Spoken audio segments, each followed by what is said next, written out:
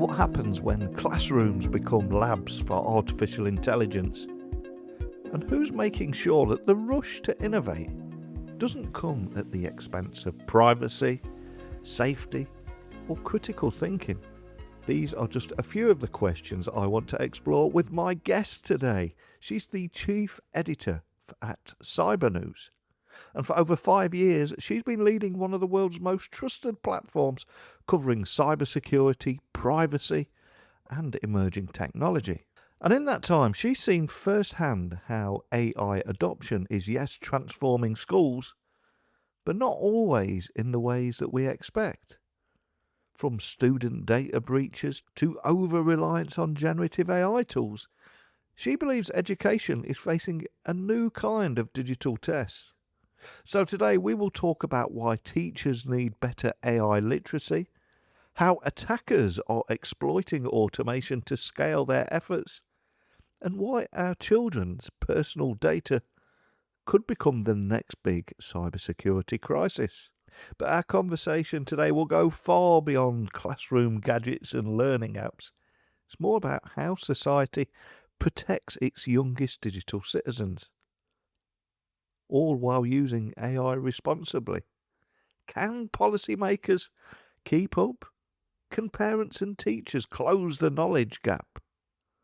And at what point do the conveniences of AI begin to erode the very skills that education is supposed to be nurturing? Well, enough scene saying from me. Let me introduce you to my guest. So a massive warm welcome to the show. Can you tell everyone listening a little about who you are and what you do? So I'm Jurgita Lapienytė. I'm based in Vilnius, Lithuania, small Baltic state. I'm currently the chief editor at Cybernews. We are cybersecurity and research focused website. We write obviously about cybersecurity, privacy, but also all things tech, including all the disruptive technologies like AI or quantum computing. So I've been in this for over 5 years now, and I really enjoy the field, which is becoming increasingly important, and also becoming a dinner table where everyone starts caring about their privacy, online presence, and their own security. And so thank you for having me here today. No, thank you for sitting down with me. So much I want to talk with you about because we've worked together for around about 5 years as well and explored so many different topics. And what I wanted to do today was have a conversation about a few of the things that you're seeing, especially around AI in education. So when you look at the rapid rollout of AI in US classrooms, which we've seen a lot of recently, do you see it as an opportunity to enhance education, or do you worry it could create more risks than benefits, or even slow down our critical thinking skills? What do you think when you see things like this? There are a lot of concerns, obviously, about how we are using AI, and especially how we're letting our kids use AI and all technology whatsoever. I think when it comes to AI in the classrooms, we have some sort of luxury here not to rush the adoption to an extent, how private businesses are rushing the adoption, hoping to be more cost effective, right? So we have at least a little bit more time to look into the downsides of what it could do to our children,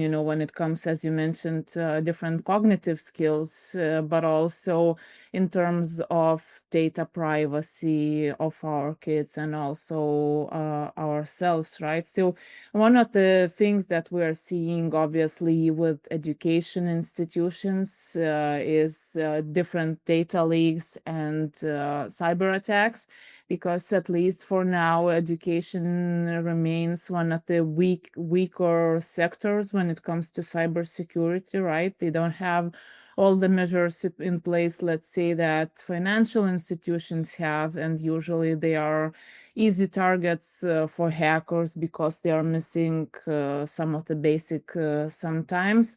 So when it comes to any technology adoption in education, this is one big worry, right? That our kids' data, students' data is being leaked, and we see those stories all the time. and therefore, their identities could be stolen. It could lead to some blackmail depending on what data was leaked. Another big part, big concern is obviously, as you mentioned, cognitive skills, because while different tools, simple old school calculators, right? From calculators to AI tools, they can definitely enhance our learning and help us, maybe get to where we want to be faster in terms of learning, but they also have really, really some bad side effects. I can compare it, I think, to how we use GPS in our cars, right? And if you keep using GPS to just drive to work or drive home, suddenly, if you are in a car without a GPS, you have a hard time adapting, and figuring out how to drive yourself home or to work. Not because you don't know your way around, but because this is like your brain is just like another muscle that it needs to be used, if you want to keep it viable. So I worry about that quite a lot, because I am a mother myself, right? And I think that all kids, they need to learn a lot of things very analog way before finding a kind of a shortcut to the results that they want to get to. And another big stat I wanted to share with you, I came across before we sat down together today, was only 3% of American students are in tech-ready schools right now. Some students will have access to a lot of high tech in their homes, others won't. So, from your perspective, what does being tech-ready really mean in an AI era, especially where schools are falling short because the students will possibly have more access to technology than their teachers and the school that they go to, which it seems crazy to think about. Yeah, I think when it comes to this particular number, that research was concerned mostly about whether a certain school has, technology plan for the future, whether they have a vision how to include all the technology in the classroom, right? And I can see from like multiple examples, also personal experience, that there's no certain plan, even when schools have a budget for, let's say, some technologies. Usually, they just go out and spend, those money on, let's say, some smart board, and so kids could, I don't know, like play with some puzzles or watch some educational videos, and that's it. But also, we see quite a few positive examples, and I think that should be the way forward, right? Where technology is integrated into all the subject matters, right? So, like when I was growing up and I was at school, we just had a different subject, which would be technology, right? You would have one computer class where you would go and you would learn how to use the computer, and that was it. But now, given how seamless some of the technology and its integration can be, some of the schools have programs where they enroll technologies in different subjects, be it the math or geography, right? There are a lot of very creative ways of how teachers could use the technology, to kind of enhance that learning. But I think the problem is that maybe first, how we need to start getting those schools ready is AI and media and technology literacy for teachers, obviously, right? Because in many cases, you don't really need some fancy equipment to show kids how to use technology, to be creative or to find better results, to do your better research on the project, right? But maybe there's still a lack of kind of technology literacy among the teachers, right? Because as long as, let's say, a teacher has a mobile phone, a smartphone, they could use different AI tools just to play around with kids and show, how they could get out some, very creative, very interesting results, or ideas also to kind of maybe show some of the tools limitations. So I think that's where we actually need to start by getting those teachers on board and showing them or letting them, like giving them the environment where they can actually think creatively of how to use that technology. Maybe in some subjects there's no use of that technology, or maybe they really think that the downsides would be bigger than the benefits. But we need to make sure that every teacher is in that conversation, and before they say no, they actually know technologies in and out, so they can make an informed decision whether they think the technology could enhance the learning or could do quite the opposite. And we also cover on this podcast every day things around cybersecurity threats, the increase in threats. We both write about it. You cover it extensively over at cybernews.com. And another big stat here, because we do talk about cybersecurity attacks in, I don't know, retail, big business, critical infrastructure, but schools are increasingly being targeted now. And with 82% of K-12 schools reporting cyber threat impacts in the last 18 months alone. I'm curious, from what you're seeing here, how does the introduction of AI change the scale of the type of threats that schools are facing now? What are you seeing? So essentially, it's still those same types of threats, right? So Yeah, from phishing to data leaks and ransomware. Again, it depends on the institution, but essentially with AI introduction, even if a certain school is not implementing, let's say, AI tools, but threat actors are for sure, and all that disruptive technology just allows them to create and to craft more personalized attacks, also do them at scale.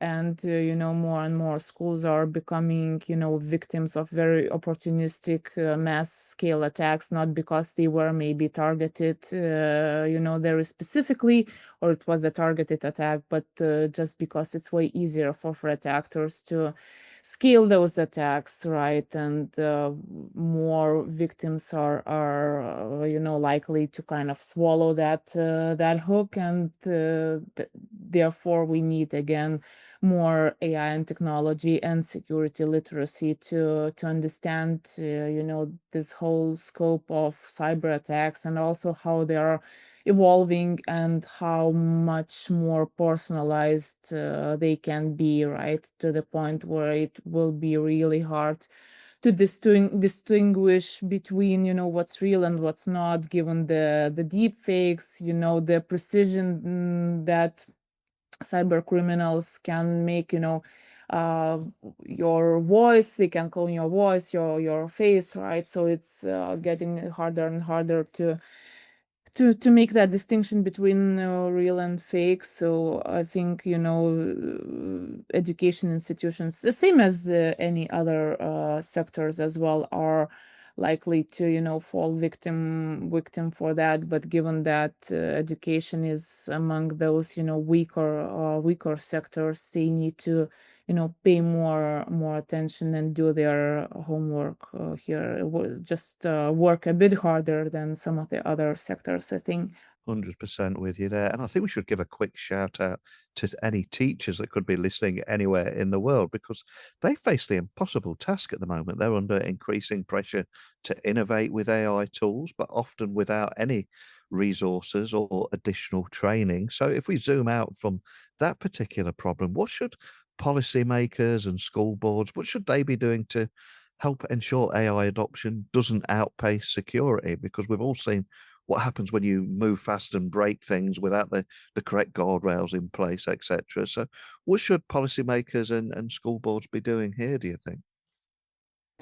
So I think security should be a crucial part of any new policies, any new initiatives when it comes to technology and AI, right? And if any school or district or state is planning to implement some tools or technology, hoping it would enhance learning, they should understand that security needs to be kind of a crucial part, as kind of an insurance that this doesn't go wrong. Because especially with AI, we've seen many times, that the security is not even there yet, because those tools, they keep evolving. There's a lot of innovation going on, right? And companies are kind of rushing the release of new tools and only fixing bugs as they go. So education institutions also need to understand that this is not something that you just buy, install, and you have it there. There needs to be personnel or any type of resource available for those who are using those tools, so they could, report some incidents, just kind of also some sort of monitoring system in place. There's a lot of to think about here, to think about whether those innovations and packets, maybe, I don't know, of technology are being put there just because there's a push, let's say, towards being more innovative, or is it just nice to have, or will it really benefit the kids and then the teachers and the whole system in general? So I think, yeah, the one thing essentially here is to understand and to make sure that security is, the core part when it comes to any sort of technology or AI programs, because everything is interconnected, and the perimeter that we need to protect is very blurry. We are, not sure even sometimes what we're fighting against. So there needs to be some guards there all the time protecting, our kids and all the education system in general. And what we're talking about here is AI's potential to expand the attack surface right across schools across the world, from phishing attempts to data breaches and so many others. And you're someone that's get access to so much reports, so many different research projects, so many different companies, and hundreds of articles going out on these topics on Cybernews every week, every month, or throughout the year. So someone that almost gets bombarded with this amount of information. What specific vulnerabilities worry you the most in the environment? Not just as a journalist, as an editor and a technologist, but also as a mother too. I think it's essentially, as within cybersecurity, we ourselves are, the weakest link, and I don't think there even needs to be a vulnerability in certain systems. But just because we love technology so much, I think that we are ready to compromise our own security, right? I kind of think I ended even before I joined, the cybersecurity field. I was kind of shocked by the amount of data that different, let's say, retailers would ask about me, and especially my kid, right? Like the birthday, the place where we live, all those smallest details, just because they would say that, oh, we will give you like 10% discount, in exchange for you giving that data, right? And I know in many cases people actually do that trade-off, and they just think it's worth it, or maybe don't even think about that. Also, now we do see a lot of new trends or new apps, getting viral. Let's say like Hug Your Young Self, right? With some deep fake app. Also, sharing all this sensitive information about ourselves and our kids online. And with the AI tools, we see a lot of people kind of feeding very sensitive data of their own, or of their companies into those tools, right? So I don't think we even need to kind of think about all the technological bugs and technical flaws, right, in the systems, because the amount of information about us and our loved ones that is there online is already it's so huge, it's enormous actually. So I think this is where we need to pay more attention, and where we could educate ourselves and our families as well, right? Obviously, the technical part is very important, but I think that companies that are handling our data should kind of, take responsibility for that. And at least here in Europe, there's, an understanding, I think, that data is actually a liability and not the crown jewels that you want to sit on, because it can cost you more than it actually, is beneficial for you. Let's say as a company. Also, there's just so many breaches and so many bugs and flaws that need to be fixed. It could feel like, a Sisyphus job, just do that. And a lot of people ask me all the time, should we even care? Because a lot of breaches happen every day, right? And we get constant alerts that some sort of our data was leaked. And here is a risk that we could start not caring at some point. But I think it's very crucial to kind of put that pressure on different companies, as well as governments, different, regulatory bodies, to say that, okay, so there's like a lot of leaks, but this is not okay, because my life is at stake and my kid's life is at stake. And we know that, sometimes it might seem trivial that, okay, so my kid data was leaked, but they don't have, I don't know, like a house, a credit card, so they can't be actually hurt. But then we see those kids growing up, and suddenly they can't apply for a loan, because obviously now they have, credit history that is there because someone stole their identity when they're like 10 or even younger. So there's a lot of at stake here. I think I derailed a bit. That's just kind of because I read, as you mentioned, all those reports and articles. Sometimes we get spooked here, just thinking, oh, okay, maybe we shouldn't use technology so much, because all the, data leaks and breaches aside, also we just become very psychologically attached to all the software and all the hardware that we have around us, and it's really affecting our lives sometimes in a very negative way. So, we could be all doomsday about it sometimes. Especially when it's on our news feeds every day. Here in the UK, the hackers reportedly stole, I think it was 8,000 pictures of children in a nursery, and that's just one example. Before kids even get to school, and protecting student data is already challenges for schools, nurseries, colleges, universities, etc. So, how do you think individual districts should maybe rethink their privacy and security standards, especially when they're adding AI into the mix? Anything that you'd recommend here, or you think should happen here?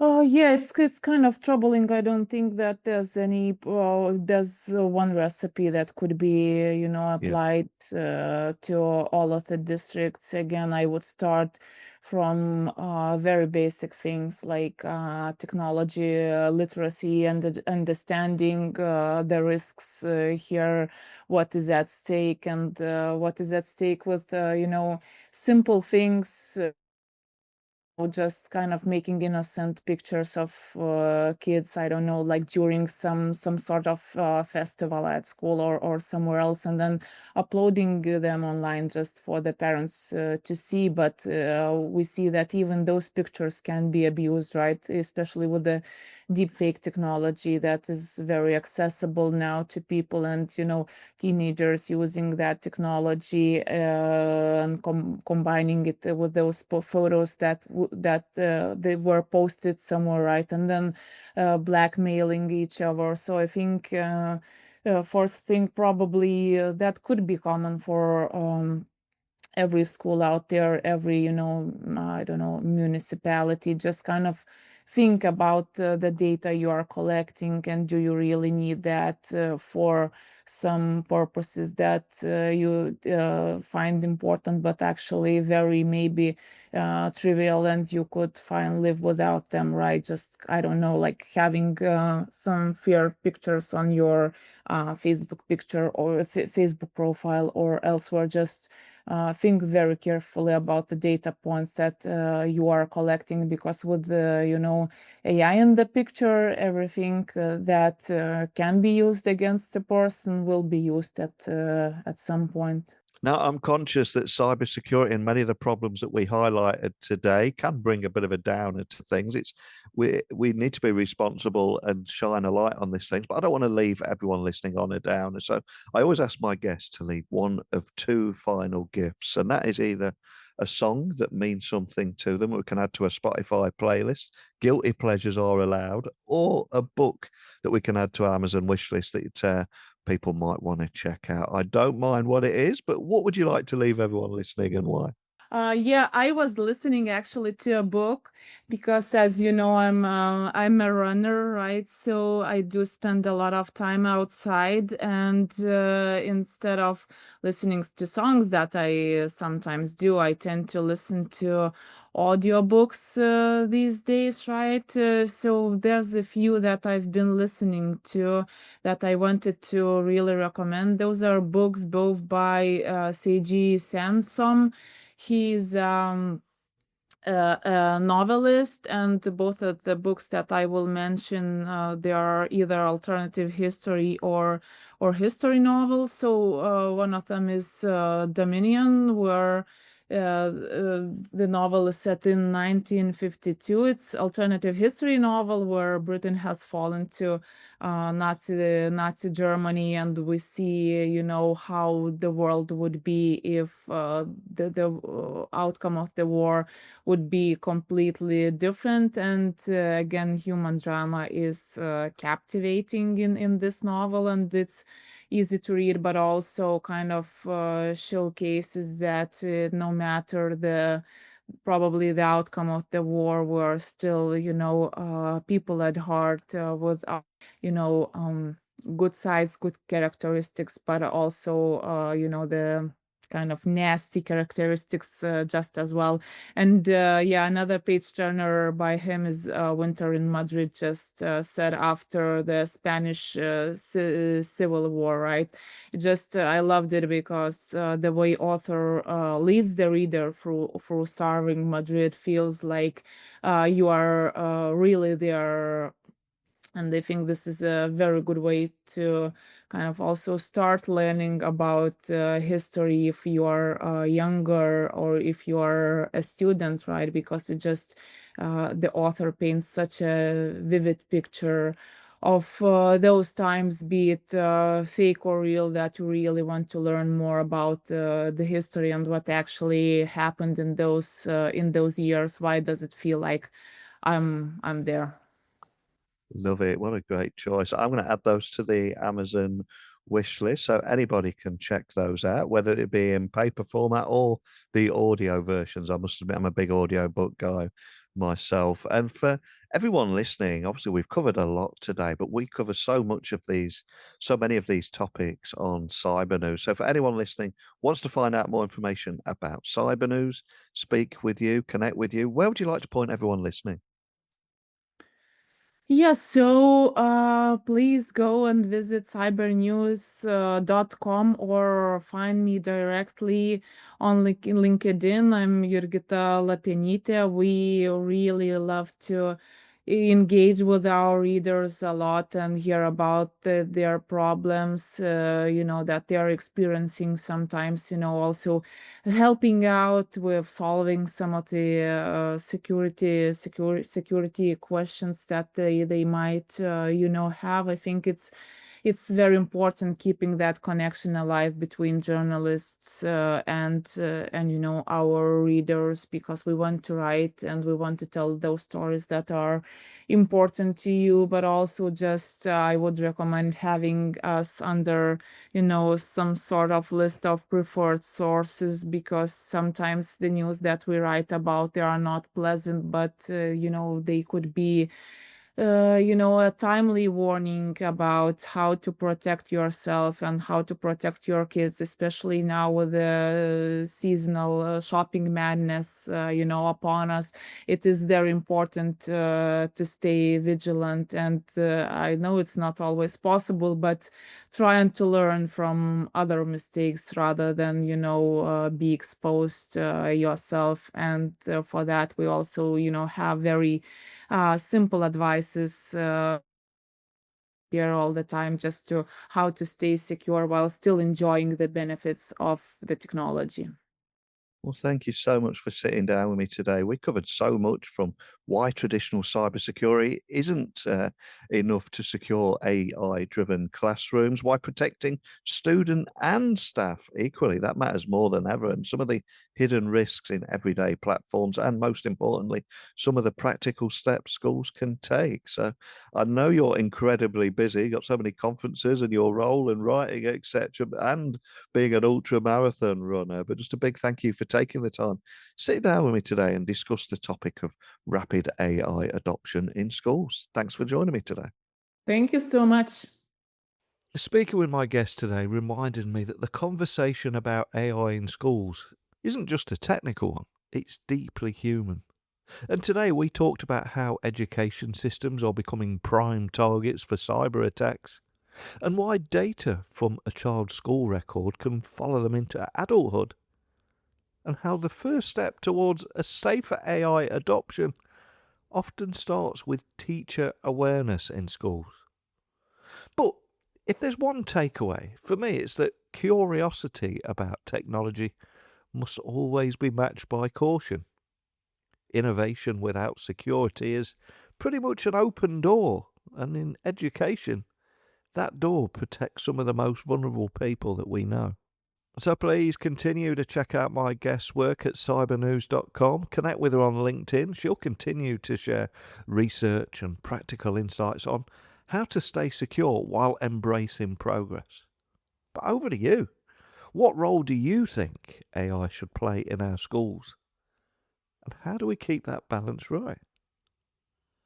Tech blog writer at outlook.com, techtalksnetwork.com for more episodes like this.